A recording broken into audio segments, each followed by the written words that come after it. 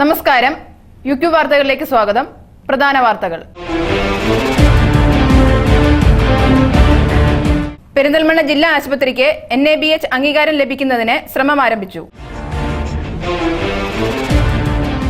തൂതപ്പുഴയിൽ വൻ മണൽവേട്ട. ഒട്ടേറെ തോണികൾ പോലീസ് സംഘം പിടിച്ചെടുത്തു നശിപ്പിച്ചു.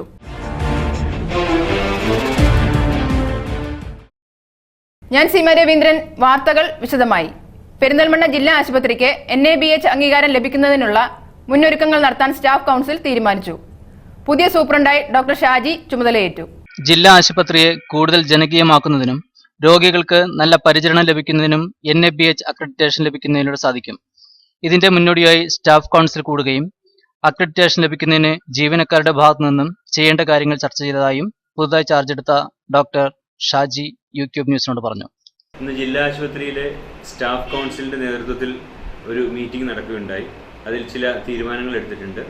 ഞാൻ പുതിയ ജില്ലാ ആശുപത്രി സൂപ്രണ്ടായിട്ട് ചാർജ് എടുത്തിരിക്കുന്നത്. എൻ്റെ പേര് ഡോക്ടർ ഷാജി. ഞാൻ ഇവിടുത്തെ ഫിസിഷ്യൻ കൂടിയാണ്.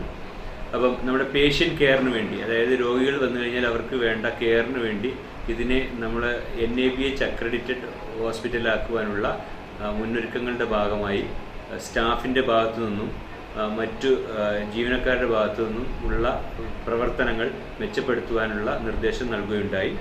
ഇതിന്റെ ഭാഗമായി ആശുപത്രികളിൽ പ്രത്യേക ഏരിയകളാക്കി തിരിക്കുകയും ഡോക്ടർമാരുടെ വാതിലിന് മുൻവശത്ത് പേരുവിവരങ്ങൾക്കൊപ്പം സേവനങ്ങളും എഴുതിവെക്കും.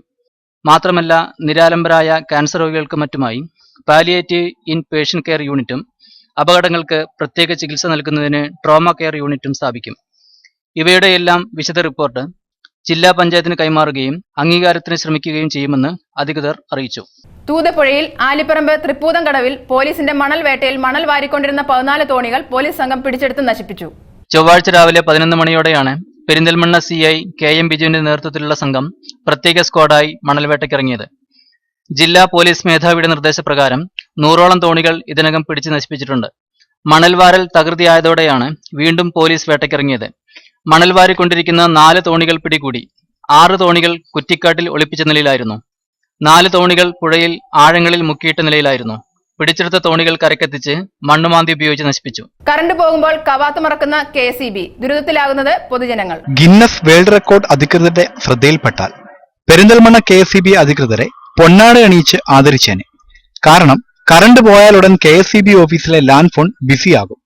ഇനി ഈ ബിസി അവസാനിക്കുന്നതാകട്ടെ കറണ്ട് വരുമ്പോൾ മാത്രവും. അനേക വർഷങ്ങളായി തുടരുന്ന ദിനചര്യയ്ക്ക് ഇതുവരെ ഒരു മാറ്റവുമില്ല. പാവം പൊതുജനങ്ങൾ ഡയൽ ചെയ്ത് ക്ഷീണിക്കുന്നത് മിച്ചം. എന്തായാലും കറണ്ട് പോകുമ്പോൾ കൃത്യമായി ഫോൺ മാറ്റിവെക്കാൻ ഓർമ്മിക്കുന്ന പെരിന്തൽമണ്ണ KSEB അധികൃതർ അഭിനന്ദനങ്ങൾ അർഹിക്കുന്നു. നെൽവയൽ നികത്തൽ ഹൈക്കോടതി റദ്ദാക്കി. വീട് വയ്ക്കാൻ 5 സെന്റ് നികത്താം. ഭവന നിർമ്മാണം പോലുള്ള അടിസ്ഥാന ആവശ്യങ്ങളോ പൊതു ആവശ്യങ്ങൾക്കോ നിലവിലുള്ള നിയമപ്രകാരം തന്നെ തീരുമാനമെടുക്കാമെന്നും അടിസ്ഥാന നികുതി രജിസ്റ്റർ തിരുത്താൻ പാടില്ലെന്നും സുപ്രീം കോടതി വിധിച്ചു.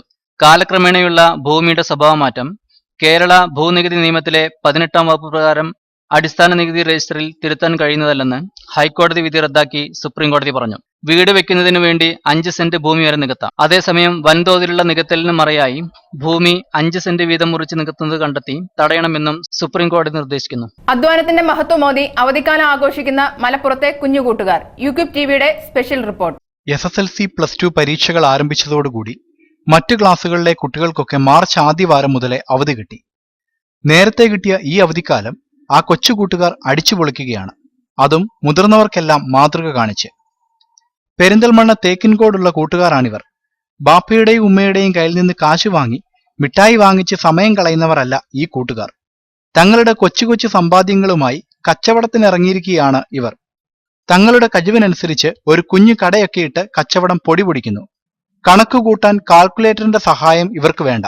മനക്കണക്കിൽ നിമിഷ നേരം കൊണ്ട് കണക്ക് പറയും. പുറത്ത് 10 രൂപയ്ക്ക് കിട്ടുന്ന സർബത്ത് 7 രൂപയ്ക്കാണ് ഇവർ വിൽക്കുന്നത്. പിന്നെ ചാമ്പയ്ക്ക ഉണ്ട്, അച്ചാറുണ്ട്. കടയിലെത്തുന്ന കസ്റ്റമേഴ്സിനോട് എങ്ങനെയാണ് പെരുമാറേണ്ടതെന്ന് ഈ കുട്ടികൾക്ക് നന്നായി അറിയാം. ആരെങ്കിലും കടയിൽ വരുമ്പോൾ എണീറ്റ് നിന്നാണ് ഇവർ സ്വീകരിക്കുന്നത്. മടങ്ങുമ്പോൾ നന്ദി പറഞ്ഞ് യാത്രയാക്കുന്നു.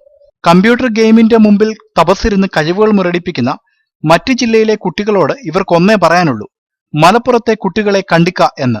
ഈ ചുണക്കുട്ടികൾ നമുക്കൊക്കെ മാതൃകയാകട്ടെ.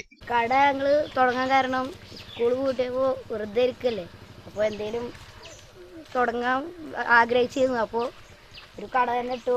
പിന്നെ സർബത്തുണ്ട്, അച്ചാറുകളുണ്ട്. സർബത്തിന് 7 രൂപ. പ്രധാന വാർത്തകൾ ഒരിക്കൽ കൂടി.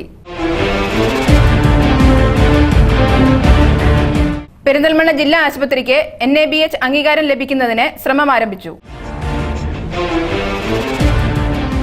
തൂതപ്പുഴയിൽ വൻ മണൽവേട്ട, ഒട്ടേറെ തോണികൾ പോലീസ് സംഘം പിടിച്ചെടുത്തു നശിപ്പിച്ചു.